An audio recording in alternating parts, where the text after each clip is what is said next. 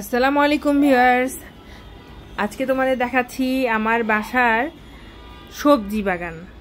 তো আমি কিছু সবজি লাগিয়েছি বারান্দায় এবং সিঁড়িতে। আমাদের বাসার ঝুলন্ত সিঁড়িটা আছে, সেখানে অনেক রোদ হয়। এখানে লাগিয়েছি, এখানে অনেক রোদ হয়। এটা ঝুলন্ত সিঁড়ি, দেখতে পাচ্ছ অনেক সুন্দরভাবে পুঁইশাক হয়েছে। আর একটু বড় হলে আমি পুঁইশাকটা রান্না করে খেতে পারবো। আর ভিউয়ার্স দেখতে পাচ্ছ মিষ্টি কুমড়া, এর মধ্যে শুকনা মরিচের বীজও দিয়েছি। তো এই আমার গাছগুলো দেখতে পাচ্ছি ছোট ছোট, তো ওটা যখন বড় হবে গাছগুলো আমি শিফট করব অন্য একটা টপে।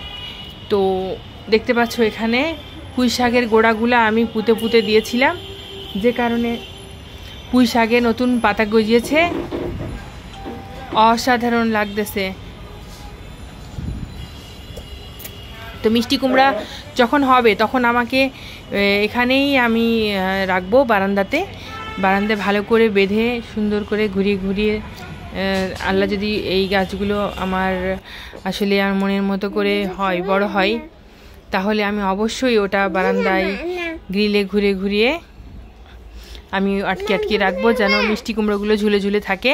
আর জালি জালি মিষ্টি কুমড়ো আমি বারান্দা থেকে উঠিয়ে উঠিয়ে নিজের ঘর থেকে নিয়ে খেতে যে কত মানে কেমন লাগবে তুমি বুঝতে পারছো ভিউয়ার্স। অসাধারণ, আমার এই গাছ দেখলে বুঝতে পারবা, অসাধারণ অসাধারণ। আলহামদুলিল্লাহ, আল্লাহ পাক আমাদের বারান্দায় এত সুন্দরভাবে পুঁই শাক আর মিষ্টি কুমড়ো হওয়ার তৌফিক দান করেছে।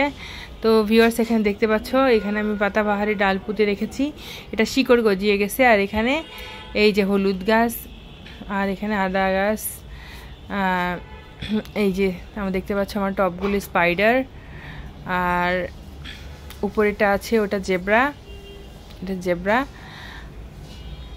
আর ওপাশে মানি প্ল্যান্ট, টাকার গাছ। তো ওপাশে আরেকটা টব দেখতে পাচ্ছ, ও গাছটার নাম হচ্ছে ম্যাকডিলেনা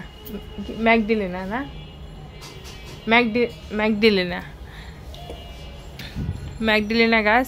এই যে মানি প্ল্যান্ট, সাথে দেখতে পাচ্ছ এখানে আছে পাথরকুচি সহ। তো এই যে সামনে ম্যাকডেলা। তো গাছটা আসলে আমার কাছে নতুন, যে কারণে আমি নামটা ভালো করে বলতে পারছিলাম না।